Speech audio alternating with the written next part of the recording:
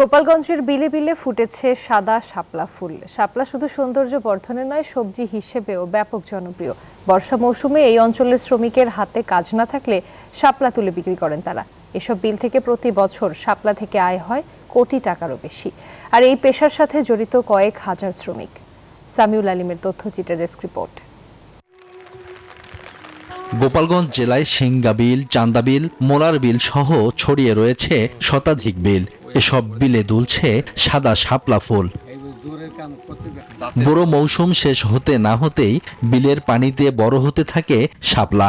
সৌন্দর্য দেখে চোখ জুড়িয়ে যায়। তবে এসব শাপলা শুধু সৌন্দর্যই বর্ধন করে না, সবজি হিসেবেও মানুষের প্রিয় খাবার।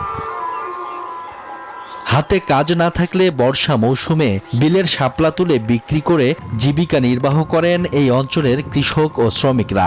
আমাকে সেইগুলো তুলিয়া বিক্রি করে আমাদের সংসার চালাতে হয়। আমরা ঠেকা মানুষ, গরিব মানুষ, আমাকে কোনো চাকরি বাকরি কিছুই নাই। শাপলা মোটামুটি 1 মাসই আমরা তুলি, ফের এই মাসে আর ওই যে কিছু কিছু লোকে হয়তো 2 মাস তোমার তুলতে পারে, অল্প কিছু লোকে। মেইন উঠুনি 1 মাসই। বাজার যেভাবে আসবে সেইভাবে আমাদের এখানে কিনবে। যদি 200 টাকা বাজার আসে, আমাদের এখানে 50 টাকা কম দেয়, 150 টাকার বাজার দেয়। বান্ডেল থাকলে প্রতি সেনমানিতে টাকা বাঁচবে। বিকাশ সেনমানি বান্ডেল কিনে জিতুন প্রতি লেনদেনে।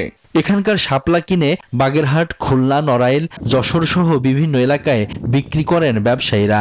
সেই শাপলা আমরা বিভিন্ন জায়গায় বিক্রি করি। খুলনা বিক্রি করি, ঢাকা পাঠাই, বরিশাল পাঠাই, বাগেরহাট পাঠাই, এসব বিভিন্ন এলাকায় আমরা শাপলা বিক্রি করি।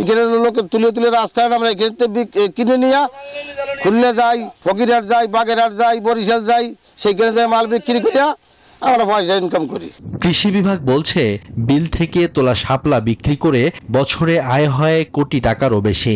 কৃষকের কাছে যেমন আয়ের একটা উৎস, পাশাপাশি সবজির চাহিদা পূরণ করার জন্য, পুষ্টির চাহিদা পূরণ করার জন্য এটা ব্যাপক ভূমিকা রাখে এবং এই 6-7 মাস কৃষকের আয়ের একটা বড় সাপোর্ট এরা দিয়ে থাকে।